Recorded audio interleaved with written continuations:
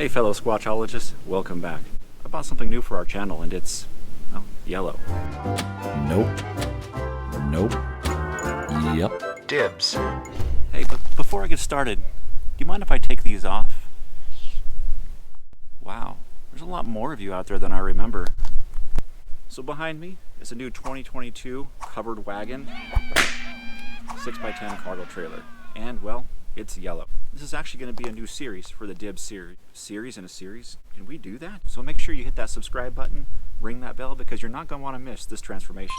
Now, there's a few reasons why I bought this. One, I have wanted to buy a cargo trailer for about 15 years and, well, now seemed like a great time.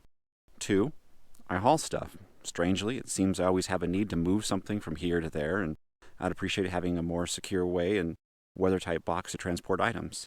And three, I help family and friends with projects, and I need a better way to transfer tools and supplies, and I also plan on using this for similar volunteer work. And, well, four, now this is where it gets interesting. This will be our new adventure trailer. When we only have a day to go out and appreciate nature, and thus making it impractical to take our RV, this will have everything we need to enjoy our time out. We'll just hitch up and go. Now let's go over some of the main features. First, you may have noticed that this is a little short in comparison to our other trailers, and this is fully intentional. We wanted something that is very easy to maneuver in tight spaces and can fit into parking lots or small pull-offs. This is a V-nose model, again a feature that was required for a couple different reasons. Having that couple of feet of extra room allows us to build out the interior better, of which we'll come back to in a moment. Secondly, this also helps with the aerodynamics and science stuff. The better the mileage, the better in this economy. We have a Proven Industries coupler lock installed. We've had great luck with this on our RV and it's really well built. The lock also allows us to secure our chains, something else a lot of these other locks don't allow. This comes with a typical 4-pole wiring harness. However, this will be ripped out and replaced with a 7-pole harness. Yes, that's right. We're going to need dedicated power back here. Coming around the side here, we can see the weights. This trailer has a 2,990 pound gross vehicle weight rating, not the 3,500 as was originally advertised, but that's okay. This still leaves plenty of room to work with. Heading around to the back, you'll notice that this has a loading ramp. This is another feature I wanted because, well, I want to load things that have wheels. The tires on this unit are C-rated 205/75 R15s. This is not enough for my peace of mind. I'm planning on moving to a bigger 235/75 R15 E-rated tire, which according to what I see here, has plenty of clearance. Additionally, I'll be installing a pair of internal TPMS sensors. If you haven't seen my video of these installed on my RV, click the link above to watch that. Should be able to use the same in-cab TPMS monitor. And this is a single axle tire chock I bought off Amazon the other day. I'm loving it so far, and as an added bonus, if you tighten this thing down with a wrench, it takes a bit more effort for the trailer to mysteriously wander off by someone or something else. The skin is an upgraded 30 gauge, which still in my opinion is a bit light, but the options in this area with the color and configuration was a bit limited. I think this will work for now. Now, I do have some quality concerns, sometimes making me wonder if this was a Friday afternoon trailer, but we'll get to those in the next video.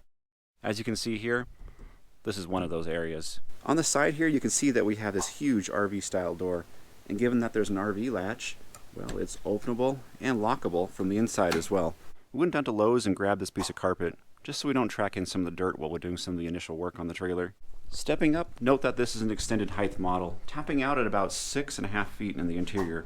This was necessary because of my Sasquatch height. What on earth is that sound?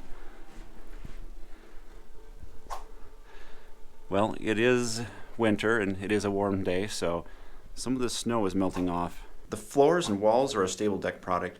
This is said to be superior to plywood due to its anti-swell properties, so we'll see how it performs in the long run. All this will be painted, and when I checked in with the folks that manufacture this stuff, they were very kind and helpful on how to paint this properly. You're not going to want to miss that episode too. Up front, we'll be installing or building a set of shelves on the top, then a countertop at the bottom. There's going to be a few surprises there too, so stay tuned. We might even get a little crazy and install some plumbing. And of course, any good renovation project will need good lighting. And this panel here will contain about 6 switches, 2 for the interior and 4 for the exterior. I do want to note that underneath, much to my chagrin, there's no water barrier between Mother Earth and Father Trailer. This needs to be addressed soon, and that's going to happen very quickly. Stay tuned for that story. And that's it. This is our next series in the Dibs Project series. As I mentioned before, we do have a lot of big surprises coming up for this. So what you want to do, head on down there, hit that subscribe button, ring that bell. That way you won't miss our next video when it comes out. Meanwhile, thanks for watching, and we'll see you next time. Mm, mm.